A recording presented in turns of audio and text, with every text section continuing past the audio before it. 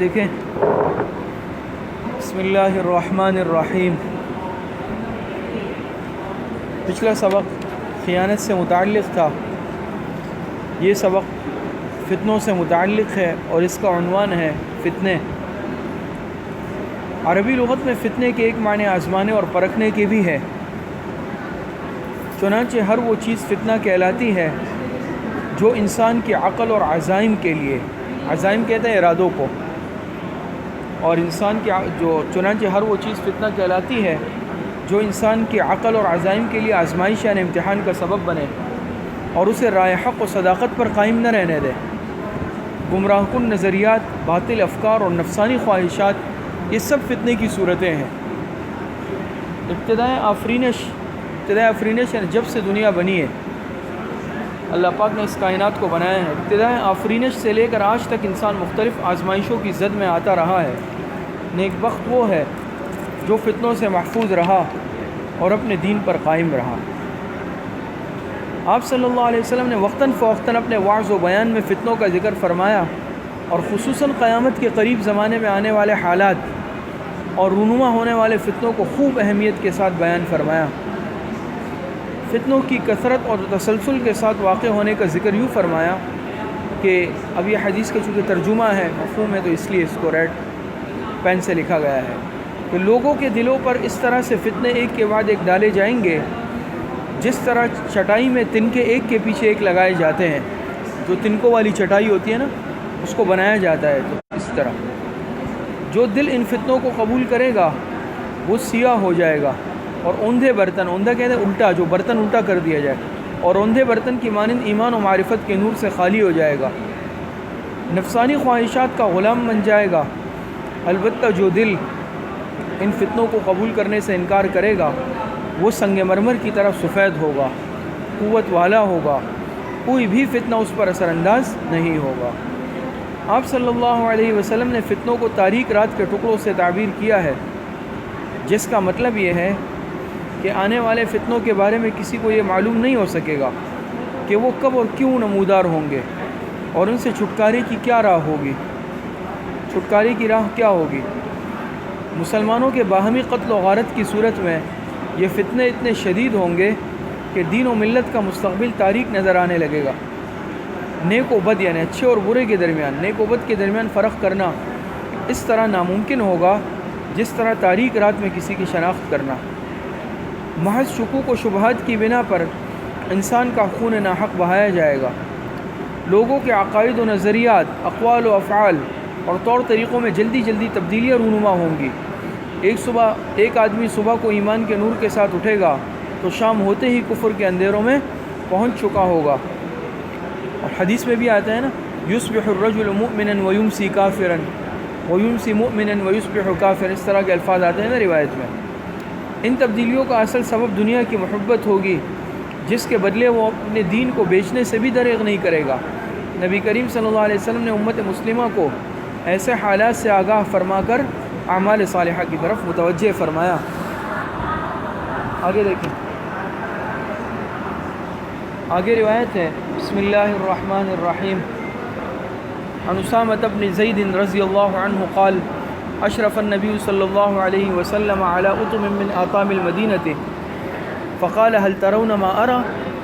قالوا لا، قال فإني لأرى الفتن تقع خلال بیوتکم كوقع المطر۔ مشکات شریف کی روایت ہے، ترجمہ حضرت اسامہ ابن زید رضی اللہ تعالی عنہما سے روایت ہے کہ نبی کریم صلی اللہ علیہ وسلم مدینہ منورہ کے بلند مکانات میں سے، یہ اتم ہے نا، اتم کہتے ہیں بلند مکان جو ایسے اونچا بنا ہو، جیسے بلڈنگیں ہو گئے آج کل یا بڑی عمارتیں، مدینہ منورہ کے بلند مکانات میں سے ایک بلند مکان کی چھت پر چڑھے اور فرمایا کیا تم ان چیزوں کو دیکھ رہے ہو جس کو میں دیکھ رہا ہوں؟ صحابہ نے جواب دیا کہ نہیں۔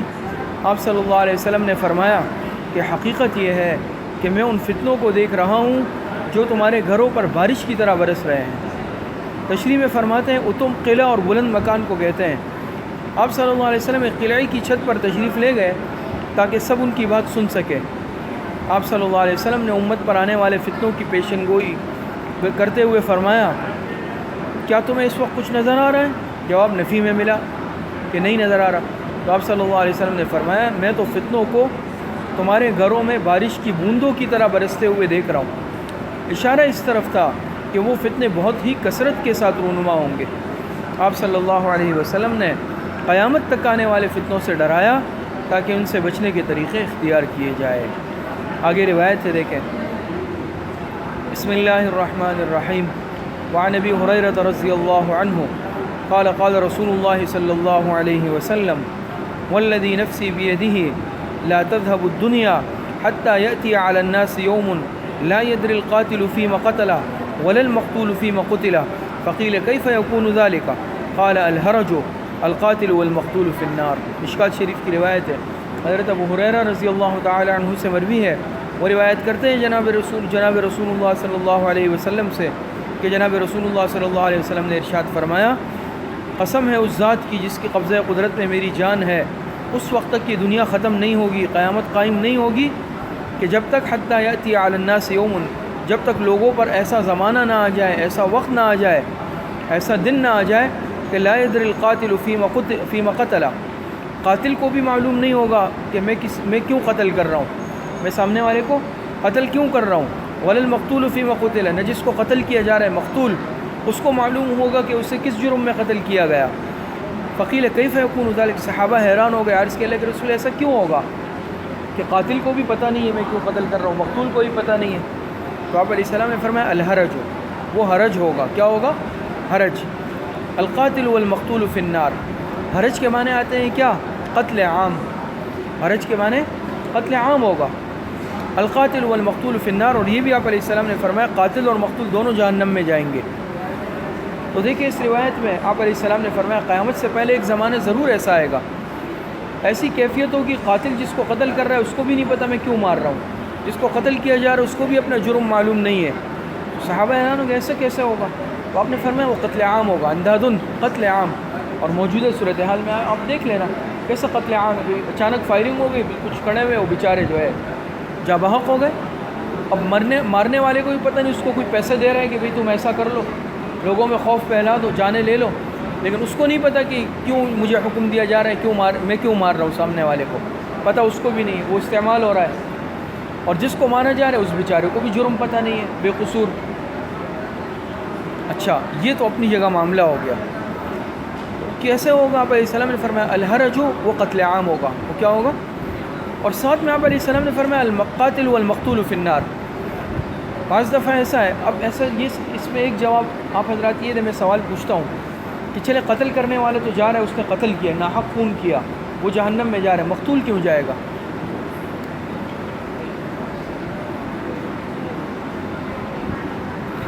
ایسی صورت ہو کہ مقتول بھی چاہ رہا ہوں میں سامنے والے کو قتل کر دوں، دونوں ایک دوسرے کو مارنے کے در پہ ہے اگر، لیکن ایک نے پہل کر لی اور اس نے دوسرے کو قتل کر دیا، لیکن جو مارا گیا اس کا بھی ارادہ تھا کہ اس کو قتل کر دے، تو یہ تو قتل کرنے کی وجہ سے جہنم میں جا رہا ہے، وہ اپنی نیت کی وجہ سے جہنم میں جائے گا۔ لیکن اگر مقتول ایسا نہیں ہے، اس کا ارادہ نہیں تھا، پھر وہ اس وعید میں نہیں آئے گا۔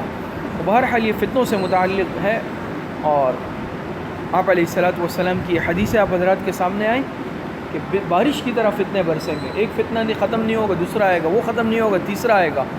اور آج کل دیکھ لیں کس طرح کے فتنے ہیں، طرح طرح کے فتنے ہیں، مختلف قسم کے فتنے ہیں۔ باقاعدہ جو ہے حدیث کی کتابوں میں اس کے لیے باب قائم کیا گیا ہے کتاب الفتن کے نام سے، اور وہ حدیثیں جمع کی گئی ہیں جو آپ علیہ الصلوۃ والسلام نے ارشاد فرمائی تھی فتنوں سے متعلق، قیامت سے پہلے کیا کیا فتنے آئیں گے۔ اور بعض محدثین نے ان روایتوں کو مستقل کتابی صورت میں الگ سے جمع بھی کیا ہے کتاب الفتن کے نام سے یا دوسرے ناموں سے۔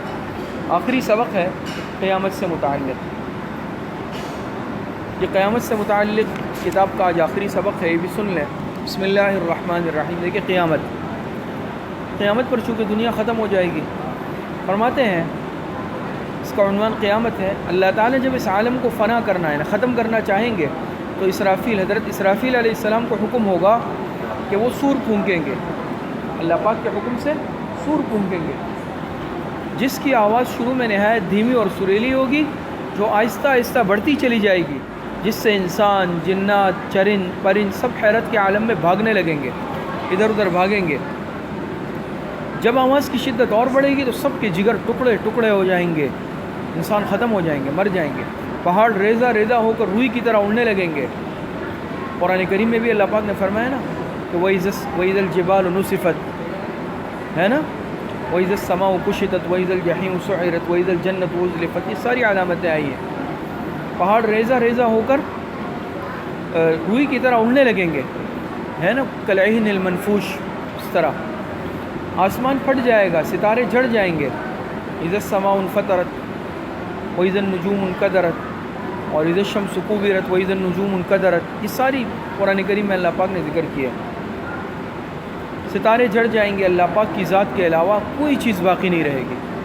کچھ عرصے بعد اللہ تعالیٰ حضرت اسرافیل علیہ السلام کو زندہ کر کے، چونکہ ان پر بھی موت آ گئی ہوگی تو اللہ پاک ان کو زندہ کریں گے اور دوبارہ سور پھونکنے کا حکم دیں گے، جس سے پورا عالم ایک بار پھر وجود میں آ جائے گا، مردے قبروں سے اٹھیں گے۔ یہی قیامت کا دن ہوگا۔ ہر بندے کو بارگاہ الہی میں پیش ہونا ہوگا، رب کے سامنے آ کر ہم کلام ہونا پڑے گا، درمیان میں کوئی ترجمان نہیں ہوگا۔ دنیا میں کیے ہوئے سب اعمال سامنے ہوں گے، ان کے بارے میں جواب دہی ہوگی۔ انسان کا ہر عمل اللہ کے علم، لوح محفوظ اور کرامن کاتبین کے رجسٹر میں محفوظ ہوگا۔ نیز جس طرح ٹیپ ریکارڈ انسان کی آواز کو محفوظ کر لیتا ہے، ٹیپ ریکارڈر انسان کی آواز کو محفوظ کر لیتا ہے، اسی طرح زمین بھی انسان کے ہر قول و فعل کو ریکارڈ کر رہی ہے، اور قیامت کے دن وہ سب کچھ اگل دے گی اور گواہی دے گی کہ اس انسان نے فلاں وقت فلاں جگہ یہ کام اچھا یا برا کیا تھا۔ انسانی اعضاء اور جوارح کو بھی اس دن کیا مل جائے گی؟ زبان مل جائے گی۔ ہاتھ، پیر، کان، ناک، زبان، یہ سب بولنے لگیں گے، جو انسان کے حق میں یا اس کے خلاف بولیں گے۔ اس دن نبی کریم صلی اللہ علیہ وسلم شفاعت فرمائیں گے۔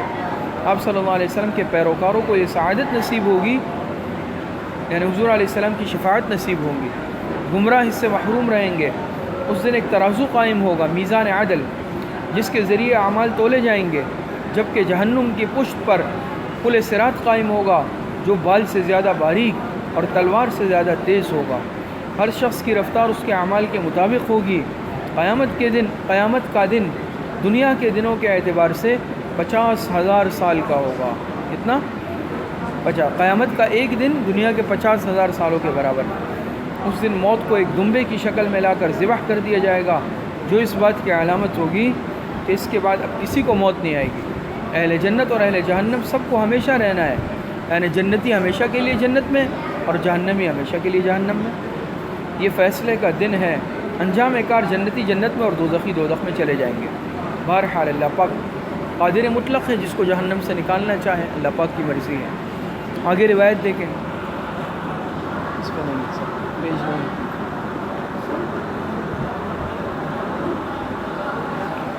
دیکھیں، بسم اللہ الرحمن الرحیم۔ وعن ابی ہریرہ رضی اللہ عنہ قال قال رسول اللہ صلی اللہ علیہ وسلم يعرق الناس يوم القيامة حتى يذهب عرقهم في الأرض 70 ذراعا ويلجمهم حتى يبلغ أذانهم۔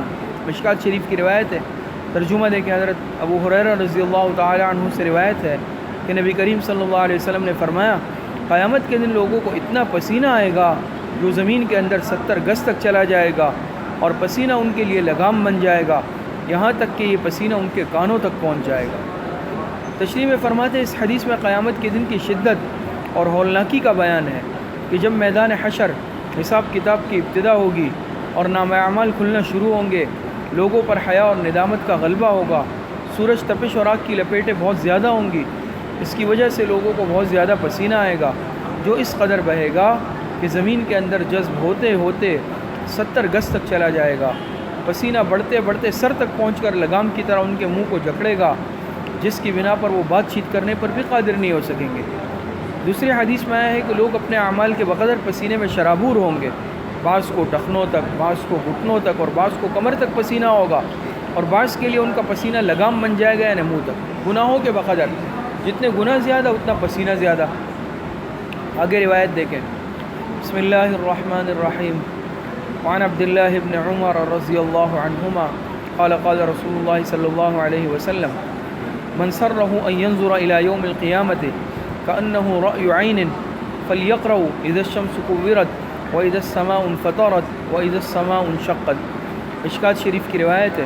حضرت عبداللہ ابن عمر رضی اللہ تعالی عنہما سے مروی ہے وہ روایت کرتے ہیں جناب رسول اللہ صلی اللہ علیہ وسلم سے کہ جناب رسول اللہ صلی اللہ علیہ وسلم نے ارشاد فرمایا من سرہ ان ینظر الی یوم القیامہ، جو شخص اس بات کو پسند کرتا ہے کہ اس کو قیامت کے دن نظر رحمت سے دیکھا جائے، جو شخص یہ پسند کرتا ہے کہ اس کو قیامت کے دن نظر رحمت سے دیکھا جائے، کأنہ رأی عین، گویا کہ وہ منظور نظر بن جائے، گویا کہ وہ اللہ پاک کا منظور نظر بن جائے.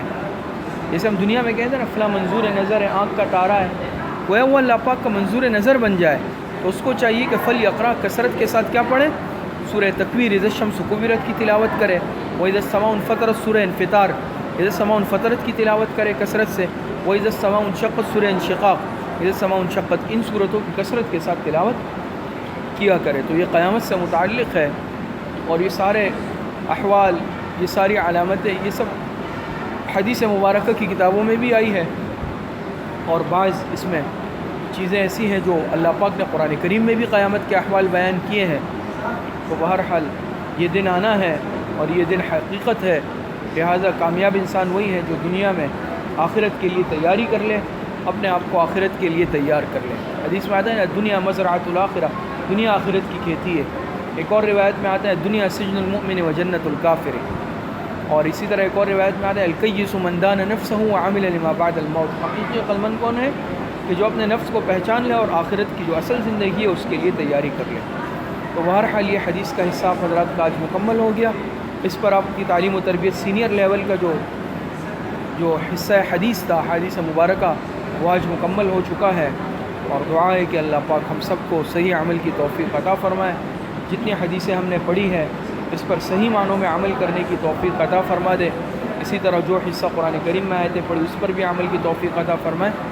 اللہ پاک سے عمل کی توفیق عطا فرمائے. وآخر دعوانا الحمدللہ رب العالمین. یہ ایک اعلان سن لیں آخر میں کہ کل منگل ہے، آج پیر ہے، بدھ کے دن امتحان ہوگا، 7 بجے انشاءاللہ شروع ہوگا. تو آن لائن کی ترتیب ہم نے رکھی ہے، اور پیپر آن لائن ہوگا باقاعدہ، اس کی ترتیب بھی بتا دی جائے گی. تو جن حضرات نے آن لائن داخلہ لیا ہے، آن لائن بھی داخلے ہوئے ہیں، اور باقاعدہ یہاں آفس میں بھی فارم فل کر کے داخلے کیے گئے ہیں، لیکن امتحان مکمل آن لائن لیا جائے گا، اور انشاءاللہ اس کا رزلٹ تیار ہوگا. اور جتنے شرکاء امتحان کے یعنی جو کورس میں داخل ہے، جنہوں نے فارم فل کیے ہیں اور امتحان دیں گے، ان کو سندیں بھی انشاءاللہ سرٹیفکیٹ اسناد بھی جاری کی جائے گی. تو بدھ کے دن سب اہتمام کر لیں جنہوں نے داخلہ لیا ہے، اور جب کورس پڑھا ہے تو بہرحال امتحان بھی دے، انشاءاللہ آسان ہوگا، اس کا اہتمام کر لیں. السلام علیکم ورحمۃ اللہ. جی